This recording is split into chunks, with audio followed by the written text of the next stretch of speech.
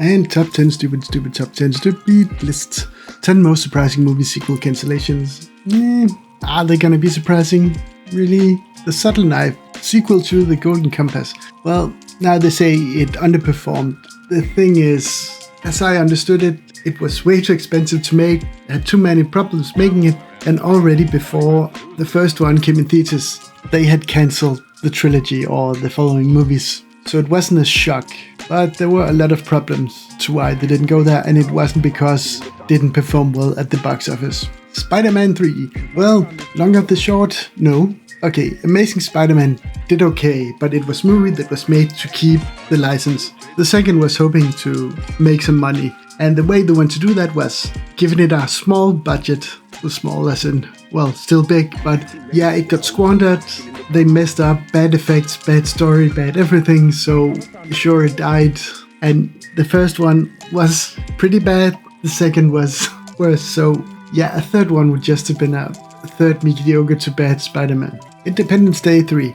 Okay, the problem here is, while it must have seemed like a good idea to reboot the property, it wasn't rebooted, they just couldn't get Will Smith in it. But they got most of the other actors from the original, so it is a sequel, it's just not very well made and ruined some of the things they had in the first. But yeah, that's what you call a failed attempt at best. But you know, Will Smith had to star in good movies instead. John Carter, pretty good movie, just got a raw deal, released too close to other franchise and stuff, but it's actually pretty good. And it wasn't set up for a sequel something. But as a rat, it certainly looked like the type of movie that had franchise ambitions. Yes, but there wasn't plans for it. Green Lantern. Okay, the reason why it failed is it's unpopular due to perceived lack of faithfulness to the comics and the poor CGI. Nope, it was close enough to the comics, but it was horrible. It was badly told. The story was disjointed, mismatched. It was an awkward mess. And that's the biggest thing. Planet of the Apes. Okay, it doesn't clearly set up a sequel. It ends with things not being the same and he gets arrested.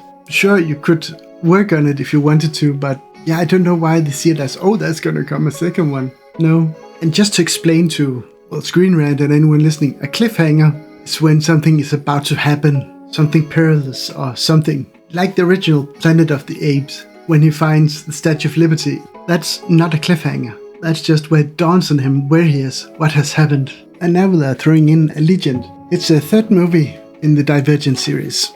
So the thing is, now there's just not any reason to say surprising movie sequel cancellation. The thing is, they had 3 movies. And yes, the third had a smaller budget, and they changed the book story and really wanted to stretch it into a 4th movie, which they couldn't, so the second movie already suffered because it wanted to do more. Then the third movie was slow and tedious because they wanted to build more upon it or, well, stretch it out thin. They had some problems with the studios who didn't want to pay for another installment because it wasn't really making that much money and audience wasn't that interested. So they decided to make it into a series. But at this point they had the problems with the actors who thought they were too big movie stars to star in a TV show. So they said hell no, and it got scrapped there. So that's why the third movie is a bit messy because there were already issues with the actors and producers and studio. So yeah, that's just people who thought too much of themselves and tried to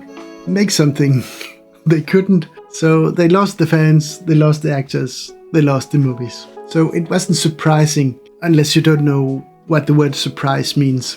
Aragon, oh yes, cheaply made, not that good movie. Yeah, it didn't go anywhere. Oh yeah, there has been many successful movie adaptation and series, so it could work. The biggest problem was time.